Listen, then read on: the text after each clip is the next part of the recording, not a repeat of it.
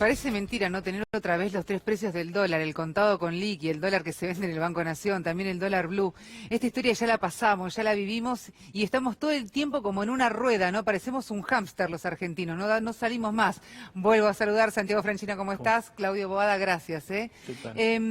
Venimos de aquí a octubre con una inflación creciente, bueno, en realidad venimos de hace ya rato, ¿no? Y ahora de aquí a octubre... ¿Qué va a pasar con la inflación? ¿Qué pasa con los aumentos? ¿Cada vez son más, Claudio? Mira, nosotros, la verdad que mientras se mantenga este gobierno y las políticas de este gobierno, nuestra opinión es muy pesimista. Vemos que se sigue trasladando la devaluación a los precios. No creo que se haya trasladado todo. El índice mayorista es más alto que el índice minorista. Significa que ahí hay cierta alza en los productos que los comerciantes no pudieron trasladar a los precios porque la gente no tiene plata para comprar. Entonces ellos están ahí en esta tensión entre que le caen los voladores y tienen que juntar plata y que no pueden transmitir porque no tienen quien le compra. El otro día estaba charlando con dos personas que viven en la zona sur y me dicen, los colectivos pasan más vacíos. Yo le digo, la gente no tiene plata para viajar. Y me dice, sí, pero tampoco tienen trabajo. O sea, vos fíjate cuál es la situación. Exactamente, un mercado interno totalmente deprimido, totalmente roto. Realmente creo que hay que inyectar dinero en el bolsillo de la gente. Por eso yo decía, con esta política económica seguimos porque, digamos, hacen retoques, pero el fondo de la cuestión no fue transformada. Nosotros seguimos haciéndole favor a las grandes corporaciones, seguimos que la gente con el mercado interno destruido, seguimos con las pymes destruidas, seguimos con la gente que no tiene trabajo. Si sumamos todas esas cosas, yo digo que lo peor que nos puede pasar, claro, lo peor que nos puede pasar es... Y esto lo venía diciendo, que nosotros nos acostumbremos y resignemos a esa situación. Gracias a Dios, las PASO nos muestra que la gente se despertó en cierto sentido, que la gente, algunos dicen, qué mal que está que la gente vote con el bolsillo. ¿Y qué va a votar? ¿Con el bolsillo de las grandes corporaciones? La gente tiene que votar con su bolsillo, mirar lo que le pasa a su familia, a ellos, a sus parientes, sus amigos, cómo estamos económicamente. Y por supuesto que se vota por la economía. Y bueno, esperemos que este proceso que empezó a revertirse se consolide y tengamos otro tipo de política económica. ¿Se revirtió? ¿Empezó a revertirse?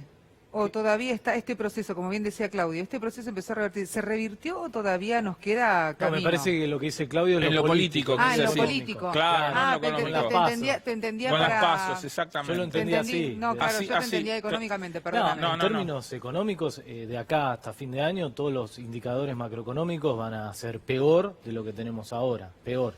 En términos inflacionarios, digo, es uno de los fracasos más rotundos de este gobierno. Fracasó en todo lo económico, pero en la inflación principalmente. Recordemos que cuando lanzaron las metas de inflación con Sturzenegger, porque ahora parece la prehistoria, fue en el 2016, habían prometido una inflación acumulada para los 4 años del gobierno de Macri del 74%. Vamos 250% de inflación acumulada y todavía no terminó el gobierno de Macri. Para este año, en el 2016, habían prometido una inflación del 5%. Pero después, en el presupuesto del año pasado, prometieron una inflación del 23%. No le pegan nunca.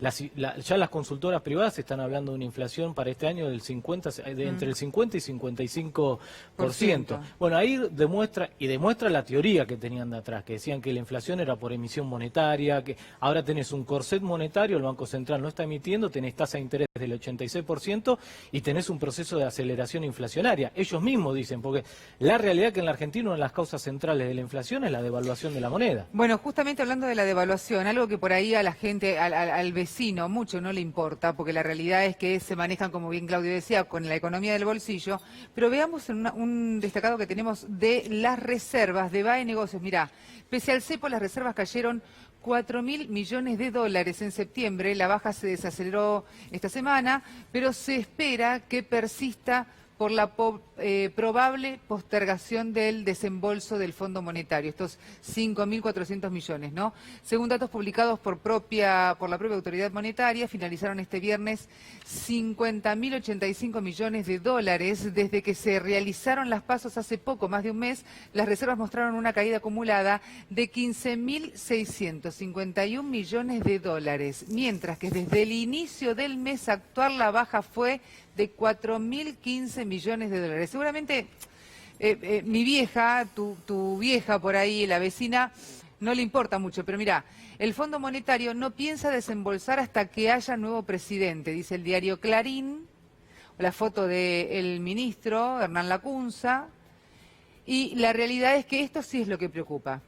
Porque recién va a evaluar el Fondo Monetario enviar el crucial dinero pendiente después de las elecciones de octubre. La cúpula del fondo adoptó todas las medidas burocráticas posibles para estirar el máximo los plazos y negociar el giro de las divisas con quien gane el 27. En Washington consideran que ese día Alberto Fernández será el nuevo presidente. En caso de que con sorpresa haya un balotaje, entonces ahí el desembolso se demoraría hasta diciembre.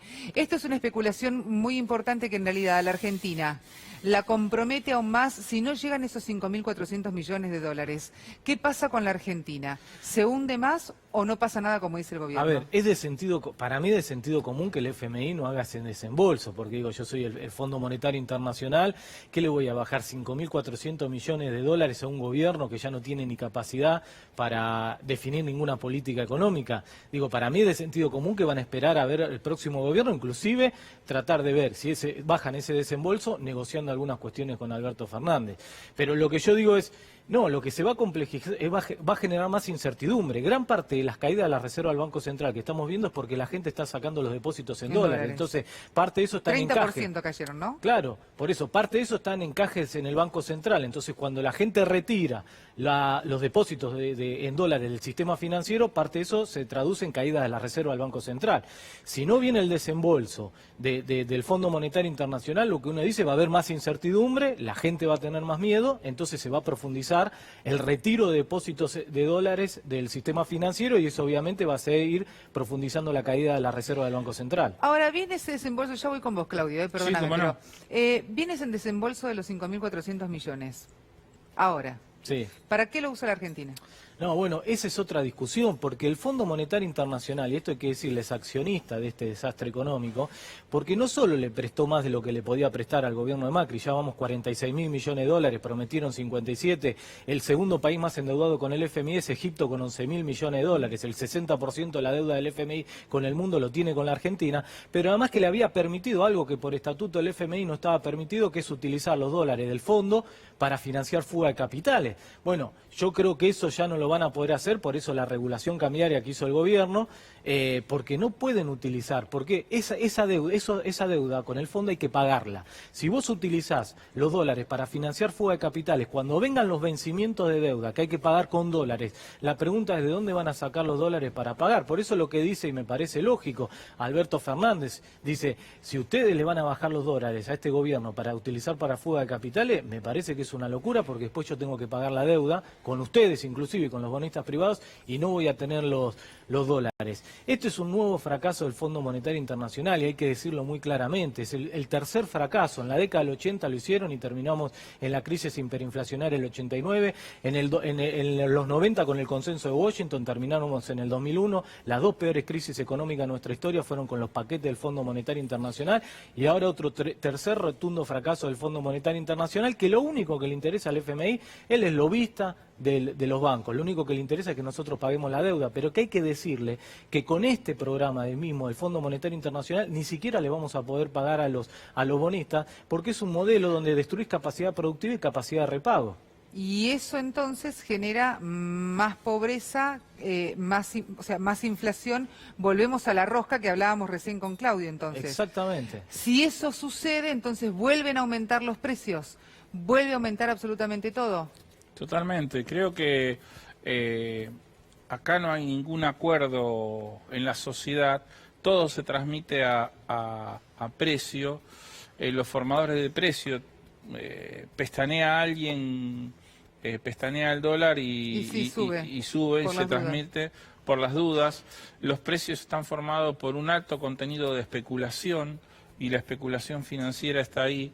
Y entonces es muy alentador que Alberto Fernández diga, bueno, paremos un poco la pelota, pensemos en un pacto social, sentémonos todos los sectores. Me parece que hacia ahí tenemos que apuntar, porque si no vivimos una sociedad de sálvese quien pueda y cada uno tira para su lado, y nosotros sabemos que cuando la sociedad dice sálvese quien pueda, los que se salvan son los que tienen plata, y los que no se salvan son los pobres, que cada vez hay más pobres, cada vez hay más indigentes. ¿Puede ser posible que nosotros en nuestro país tengamos más de 3 millones de personas indigentes como le dicen, el granero del mundo, el supermercado del mundo? Producimos alimentos para 400 millones, somos 40 y pico de millones, producimos 9, 10 veces lo que necesitamos y sin embargo tenemos 3 millones de personas que no pueden comer. La alimentación garantizada. Es un derecho. Es un derecho, es un derecho humano, así como el agua, como el aire y la alimentación. Tenemos, por el solo hecho de vivir en nuestro territorio, tenemos que tener la alimentación garantizada. Ahora, Claudio, me imagino que vos... Y no que tenés- solamente, perdón, Sí. porque cuando se habla de alimentación, muchos, y desde asociaciones de consumidores también, hablan solo de alimentación saludable. No. Yo digo que tiene que ser alimentación saludable, pero tiene que ser alimentación suficiente y tiene que ser accesible que a las condiciones socioeconómicas de cada uno de nosotros. Nosotros necesitamos, así como la alimentación, yo creo que son 3 ejes para discutir profundamente: alimentación, educación y salud. Tenemos que tener garantizado eso para todos los habitantes del país, para que estas diferencias que se producen cuando, según donde naces vos, si naces en una familia que tiene todos los recursos, si naces en un sector medio, si naces en una familia pobre, bueno, que todos estemos equiparados para que tengamos oportunidades, para que haya una movilidad social ascendente, ¿no? No este sistema que nos aplasta a todos. ¿Y qué pensás del IVA, por ejemplo, de sacar el IVA a los alimentos? ¿Sirvió, no sirvió? No, no ¿Qué dicen? sirvió, no sirvió porque nosotros siempre Algunos, ¿no? dijimos, Algunos sí, en alimentos, algunos claro. alimentos, nosotros siempre dijimos que cuando se sacara el IVA se tendría que devolver al consumidor a través de una tarjeta ¿Cómo se de hacía? débito, como se hizo en ciertas oportunidades. ¿Por qué? Porque los precios se mantuvieron y ese sacrificio fiscal, que en realidad no fue del Estado Nacional, sino que fue de las provincias, porque ese sacrificio fiscal se lo llevó alguien de la cadena de producción. Y si pensamos en que la cadena de distribución y venta está dominada en un alto porcentaje por mercado concentrado, el que tiene la posibilidad de sacarse esa tajada y quedársela son los grandes concentrados.